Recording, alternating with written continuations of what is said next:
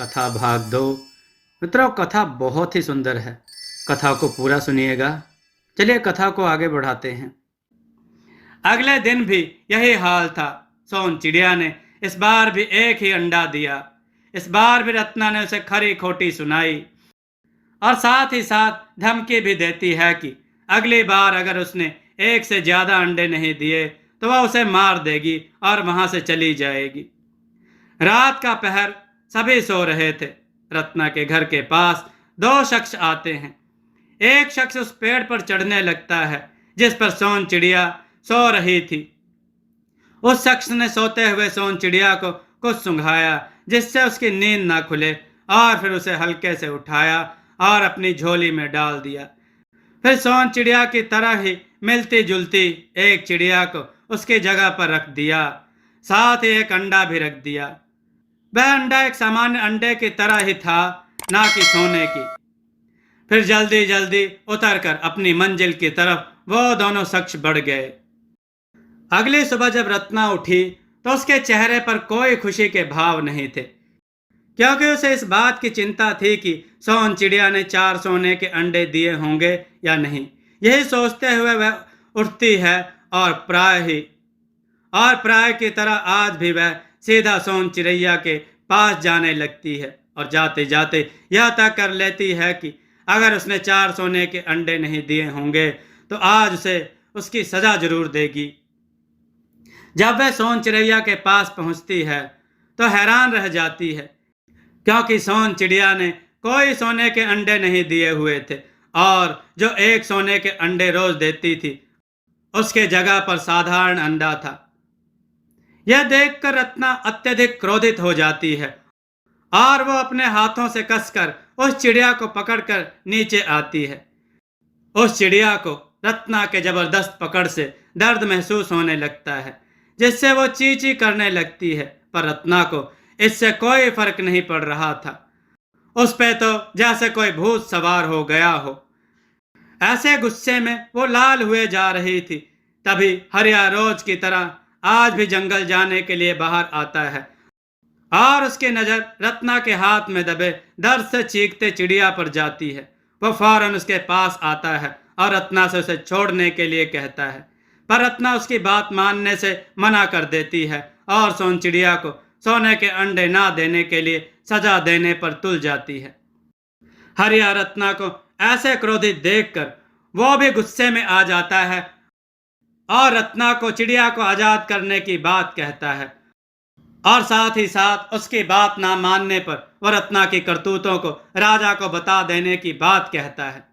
रत्ना आज हरिया को इस तरह देखकर शांत हो जाती है, क्योंकि वह समझ गई कि हरिया जो कह रहा है वह कर भी सकता है, इसलिए वह शांत हो जाती है।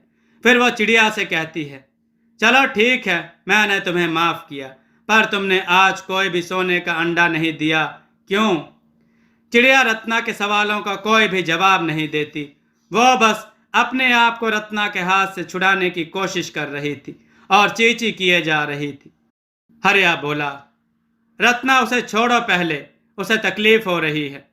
रत्ना जैसे उस चिड़िया को छोड़ती है वैसे वो चिड़िया फुर्र से उड़ जाती है। यह देखकर रत्ना का मुंह खुला का खुला रह जाता है। कई दिन बीत जाते हैं लेकिन सोन चिड़िया वापस लौट कर नहीं आती। इस बात से रत्ना को बहुत दुख होता है और अंदर ही अंदर उसे यह एहसास भी होता है कि उसे सोन चिड़िया के साथ ऐसा नहीं करना चाहिए था। और इधर हरिया को लगता है कि शायद वो अपने घर सुंदरवन चली गई है और इस बात से वह खुश भी था, क्योंकि उसे अपनी पत्नी रत्ना का जो व्यवहार सोन चिड़िया के साथ था वह उसे अच्छा नहीं लग रहा था।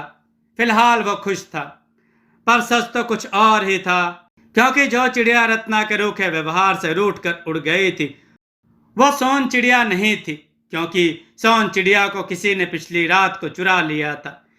इसलिए वो अपने घर सुंदरवन में अभी नहीं है, बल्कि वो उसके पास है जिसने उसे चुराया है। मित्रों, कथा बहुत रोचक होती जा रही है, साथ में बने रहें। 2 महीने बाद रत्ना के पास जितने भी धन थे वो सब खत्म हो गए थे। हो भी क्यों ना, रानियों जैसे उसकी ख्वाहिशें जो थी और इन्हीं ख्वाहिशों की वजह से उसे यह तो समझ में आ गया था कि अब सोन चिड़िया तो रही नहीं, तो अब उसके पास धन तो खत्म होना था। जायदाद है, इसलिए उसने अपना दिमाग चलाया और हरिया को कुछ धन देकर उसे एक छोटा मोटा व्यापार करने को कहा। तो हरिया ने उस धन से एक दुकान खोल लिया, जिससे उसका व्यापार चलने लगा। अब रत्ना की सभी ख्वाहिशें तो नहीं रही, पर छोटी मोटी ख्वाहिशें तो पूरी हो ही जाती थी, और साथ ही साथ बच्चों की पढ़ाई लिखाई वह भी हो जाती थी। अब जैसे तैसे सबका गुजर बसर होने लगा। एक दिन रत्ना नदी के किनारे रमा से मिली। रमा अब बदल चुकी थी, मेरा मतलब कि अब उसके वेशभूषा में बदलाव थे। उसके गले में मोतियों की माला थी, शरीर पर नए वस्त्र थे। रत्ना रमा से मिली और इसका राज पूछा, तो रमा ने बताया कि अब उसके पति का व्यापार पहले से ज्यादा अच्छा चलने लगा है, जिसके कारण अब उन्हें खूब ढेर सारे आमदनी होने लगी है। रत्ना को उसके बातों पर विश्वास नहीं हुआ, तो वो आते वक्त रमा के पति के दुकान की तरफ से होते हुए आई, और उसने सच में देखा कि उसका दुकान जो था अब काफी बड़ा हो गया है और पहले से ज्यादा भीड़ भी लगने लगी थी। यह बात उसे पसंद नहीं आई और चिढ़कर चुपचाप घर आ गई। शाम के वक्त जब हरिया घर आया तो रत्ना ने कुछ भी नहीं कहा और ना ही कोई बात की। हरिया रत्ना के ऐसे रवैये को देखकर वो समझ गया कि उसके मन में जरूर कोई बात है जो उसे खटक रही है, और वो बात क्या है वो भी समझ जाता है। इसलिए वो कुछ कहता नहीं है, चुपचाप हाथ मुंह धोकर खाना खाने के लिए बैठ जाता है। रत्ना ने भी चुपचाप उसे खाना देती है और हरिया भी चुपचाप खाना खाने लगता है। काफी देर तक चुप रहने के बाद रत्ना से अब चुप नहीं रहा गया और आखिर में वह बोल ही पड़ी। ऐसे चुप क्यों हैं? खाना बढ़िया नहीं बना है क्या? हरिया बोला, नहीं ऐसी बात नहीं है, अच्छा बना है। रत्ना बोली, तो फिर ऐसे चुप क्यों है? हरिया बोला, अरे रत्ना, तुम खामखा परेशान होती हो। बोलो क्या हुआ, क्या बात है जो तुम्हें परेशान कर रही है? रत्ना कुछ देर चुप रहती है कि इन्हें कैसे पता कि मुझे कोई बात परेशान कर रही है या मैंने कोई बात कहनी है।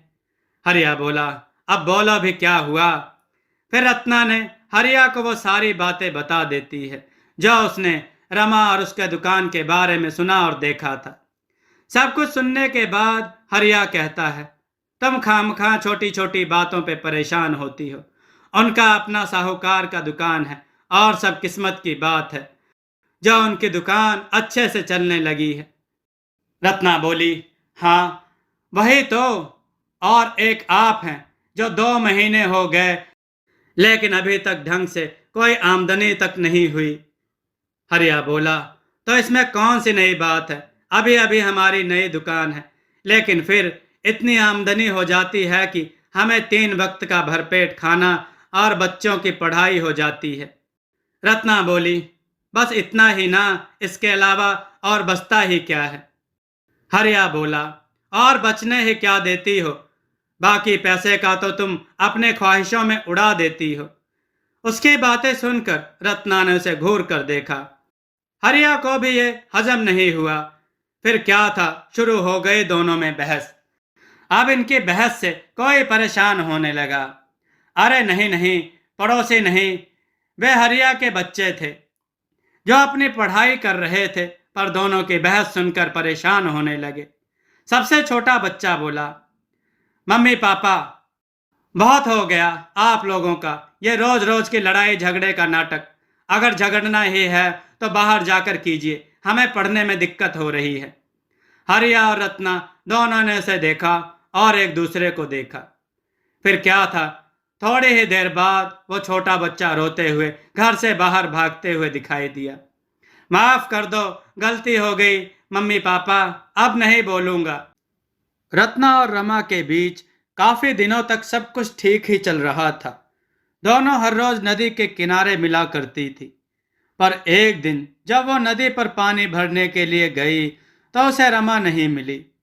उसने काफी देर तक उसका इंतजार किया पर वो नहीं आई, तो उसे लगा शायद वह पहले ही जल भरकर चली गई होगी।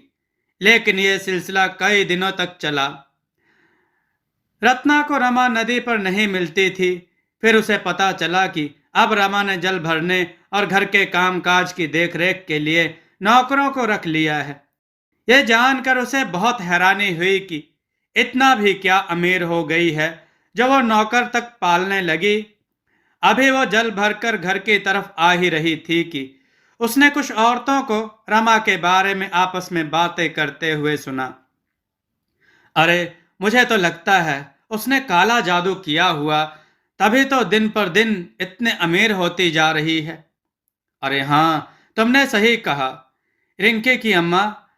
मैंने ना एक दिन उसे किसी पिंजरे में बंद एक पक्षी से बातें करते हुए देखा। पता नहीं क्या कर रही थी। हाँ कांता, तुमने सही कहा, मैंने भी देखा है उसे। उसके पास एक नहीं कई कई पक्षी थे जिससे वो बातें कर रही थी। मुझे तो लगता है वो उन पक्षियों की रोज बलि देती होगी। उनकी पक्षियों वाली बात सुनकर रत्ना को शक हुआ कि कहीं वो सोन चिड़िया तो नहीं। अरे नहीं नहीं, वो कैसे हो सकती है, वो तो मेरे हाथ से उड़ गई थी। पर क्या पता वो उड़ते उड़ते उसके घर पहुंच गई होगी। नहीं नहीं, वो उसके घर क्यों जाएगी, उसे तो वो जानती तक नहीं। फिर वो पंछी कौन है, वो भी एक नहीं कई। अब रत्ना को चैन नहीं मिल रहा था और रत्ना इन्हें ख्यालों में डूबे हुए वो घर आई। लेकिन अब उसके मन में कई सवाल उमड़ने लगे थे, पर जवाब एक भी नहीं था। जब शाम को हरिया घर आया तो वह रोज की तरह आज भी हाथ मुंह धोकर खाने के लिए बैठ गया। फिर उसने रत्ना को किसी सोच में डूबे हुए देखा। अब क्या हुआ इसे, अब किस बात की परेशानी हो गई, हरिया ने मन ही मन सवाल किया। रत्ना ने खाना परोसा और हरिया चुपचाप खाने लगा। काफी देर चुप रहने के बाद रत्ना से रहा नहीं गया और वह बोली, सुनो जी, मुझे लगता है ना कि रत्ना आगे कुछ और कहती, हरिया बीच में ही बोल पड़ता है। देखो रत्ना, आज कोई बहस नहीं। आज मैं बहुत थक गया हूं और कुछ दिनों बाद बच्चों की परीक्षा है, तो आज रहने दो। उसकी बातें सुनकर रत्ना चिढ़ जाती है। रत्ना बोली, आपको लगता है कि मैं हमेशा आपसे बहस ही करती रहती हूं। हरिया कुछ नहीं कहता। वो सीधा अपने तीनों बच्चों की तरफ देखता है जो कि चुपचाप पढ़ रहे थे। रत्ना भी उनके तरफ देखती है, लेकिन उनकी आवाजें सुनकर बच्चे भी उनकी तरफ देखने लगते हैं। रत्ना बोली, क्या है, ऐसे क्या घूर रहे हो तुम तीनों? रत्ना ने अपने बच्चों से पूछा। छोटा बच्चा बोला, नहीं कुछ नहीं। इतना कहकर वह अपनी जगह से उठने लगता है।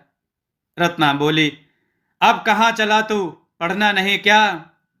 छोटा बच्चा बोला, वो आप लोग झगड़ने वाले हो ना, तो इसलिए हम बाहर जा रहे हैं ताकि आप लोग आराम से झगड़ लीजिए और हमें कोई परेशानी ना हो। उसकी बातें सुनकर रत्ना उसे घूर कर देखती है। फिर क्या था, थोड़े ही देर बाद वो छोटा बच्चा रोते हुए घर से बाहर भागते हुए दिखाई देता है। माफ कर दो, गलती हो गई माँ बाबा, अब फिर से नहीं बोलूंगा।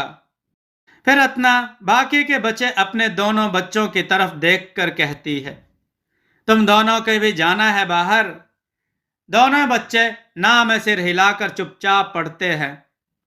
हरिया बोला, रत्ना बस करो, बच्चों पर गुस्सा क्यों कर रही हो? रत्ना बोली, तो क्या करूं, आपसे कुछ कहती हूं तो आपको लगता है कि मैं बहस कर रही हूं। और हरिया बात बिगड़ते देख आखिर पूछ ही लेता है, ठीक है, बोलो, क्या बोल रही थी? रत्ना उसकी बातें सुनकर उसे देखती है और फिर, नहीं नहीं, रहने दीजिए, आप क्यों सुनेंगे मेरी बात, मैं तो बहस करती हूं। हाँ हाँ, सही कहा, इस घर में मैं ही हूं जो बहस करती हूं, बाकी सब तो अच्छे हैं ना, वगैरह वगैरह बोलते हुए रत्ना वहां से चली जाती है। हरिया उसकी बातें सुनकर अपना सर पकड़ लेता है। उफ, इस औरत का कुछ नहीं हो सकता। अगले दिन रत्ना फैसला करती है कि वो रमा के घर उससे मिलने जाएगी और वो एक घड़ा लेती है जिसमें वो हर रोज जल भरकर लाया करती थी और वो चल देती है रमा के घर की ओर। रमा के घर पहुंचते ही उसने देखा कि एक दो नौकर बाहर बैठे कुछ काम कर रहे थे। वैसे नौकरों की संख्या ज्यादा तो नहीं थी, बस 4-5 ही थे, लेकिन थे तो सही। रत्ना जैसे ही आगे बढ़ती है, एक नौकर उसे रोक लेता है और पूछता है, हे रुको, कहाँ जा रही, किससे मिलना है? रत्ना बोली, वो मैं रमा से मिलने आई हूं, उनकी सखी हूं मैं। नौकर बोला, वो अभी घर पर नहीं है, तुम बाद में आना। इतना कहकर नौकर वहां से चला जाता है। रत्ना बोली, घर पर नहीं है? अरे सुनो, लेकिन तब तक वो जा चुका था। रत्ना वहां से वापस आने लगती है, तभी उसे खिड़की से घर के अंदर एक पिंजरा दिखाई देता है। रत्ना रुककर उसे ध्यान से देखने की कोशिश करती है, पर अंदर अंधेरा होने के कारण साफ नहीं दिखाई दे पा रहा था, तो वह धीरे धीरे आगे बढ़ने लगती है। उसे पिंजरे में एक पक्षी दिखाई देती है जो काफी हद तक सोन चिड़िया के जैसी लग रही थी। तभी वो नौकर दोबारा वापस आ जाता है। तुम अभी तक यहीं हो? मैंने बोला ना वो घर पर नहीं है, जाओ हटो यहां से। रत्ना वहां से वापस चली जाती है, पर उसे यही लग रहा था कि हो न हो वो सोन चिड़िया ही थी। शाम के वक्त हरिया घर आता है और रोज की तरह हाथ मुंह धोकर खाना खाने बैठ जाता है। रत्ना खाना परोस देती है। हरिया खुशी खुशी खाना खाना शुरू करता है।